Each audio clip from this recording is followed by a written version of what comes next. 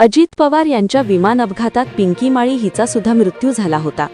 आता तिच्या वडिलांनी सर्वात मोठा पुरावा दिलेला आहे. आता एका मुलाखतीत दिलेल्या माहितीनुसार पिंकी माळीचे पाटील रिपोर्टरला काय सांगतायत ती सविस्तर माहिती आज आम्ही तुम्हाला सांगणार आहोत. पिंकी माळीचे वडील शिवकुमारजी आणि रिपोर्टर यांच्यातील संवाद. रिपोर्टर: म्हणजे वडील म्हणून तुम्हालाही असं वाटतं की यात घातपात असण्याची शक्यता आहे? वडील: 100%. आणि नेहमी ब्लॅक कलरची फ्लाईट असायची, चार्टर्ड. यावेळीच व्हाईट कलरची चार्टर्ड फ्लाईट होती. आणि कसं काय हे शंका एक निर्माण झाली. पायलट बदली झाला हे देखील शंका. रिपोर्टर: रोहितदादा पवार जे विषय मांडलेले आहेत, तुमचं काय म्हणणं आहे? तुम्हालाही हा अपघात वाटतो की घातपात? वडील: रोहितदादा पवारांनी जे विषय मांडलेले आहेत, मी त्यांच्या मताशी सहमत आहे. कारण की पिंकी अजितदादांबरोबर 5वी टर्म होती. नेहमी ब्लॅक कलरची फ्लाईट असायची, चार्टर्ड. यावेळीच व्हाईट कलरची चार्टर्ड फ्लाईट होती. पायलट बदली झाला हे देखील शंका. म्हणजे जे रोहितदादा पवारांनी सविस्तारमध्ये विषय मांडलेले आहेत, मी त्या विषयाशी सहमत आहे.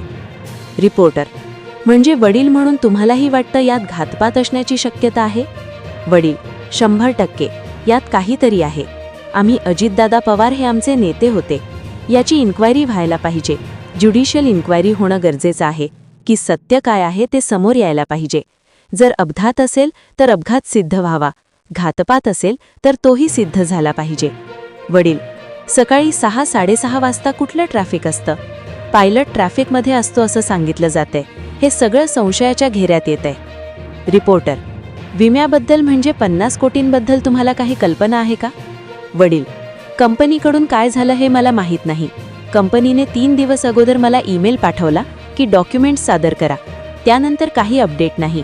ते लोक आमचा फोनही उचलत नाहीयेत.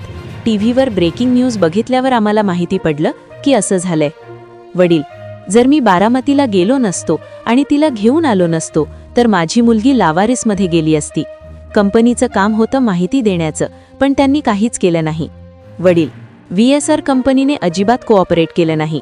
त्यांचे मालक के सिंग यांना फोन केला तर त्यांनी उडवाउडवीची उत्तरं दिली. नेहा शुक्ला म्हणून जी HOD आहे ती फोन उचलत नाही. आम्हाला सरकारकडून किंवा कंपनीकडून कोणतीही मदत किंवा माहिती मिळत नाहीये.